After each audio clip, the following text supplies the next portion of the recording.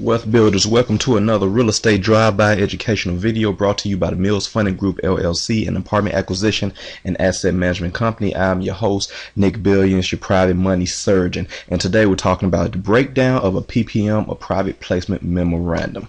Now, the disclaimer, as always, I'm not a lawyer, CPA, or securities professional. This info is purely based off of personal experience and opinion and should be consulted and verified by your attorney, CPA, and etc. before moving forward with any mentioned investment strategies. This information is purely educational and not intended to present or market any securities opportunities. The first part of a PPM is a cover page. It states the offering price, the type of offering, the allowed investors, the minimum purchase for investment, and a summary of the investment itself. Securities legends. This is required text by the SEC. Then check your state for different securities legends, just telling you what each part of the PPM means and give you more defined definitions of these of the lingo that the PPM uses.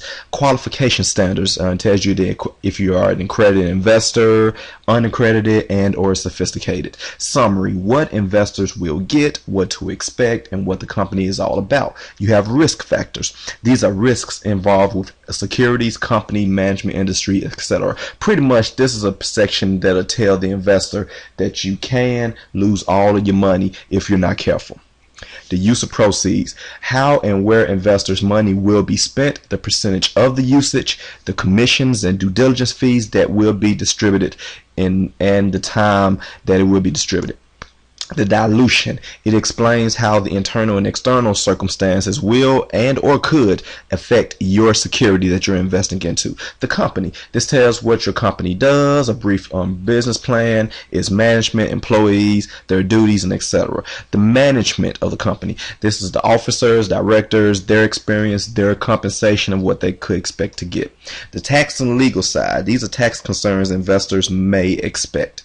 Exit strategy, this is how investors will get their money back on top of get their profits at a resale or refinance or whatever exit strategy is presented in the PPM. Exhibits, this is just any other important info. This is like an extra section to cover anything that may or may not have been covered in the original documents of the PPM. Again, the disclaimer of showing that I'm not a lawyer, CPA, securities professional, that this information is purely off of experience and opinion, and you should consult your attorney and CPA before moving forward with any strategy that was mentioned in this video.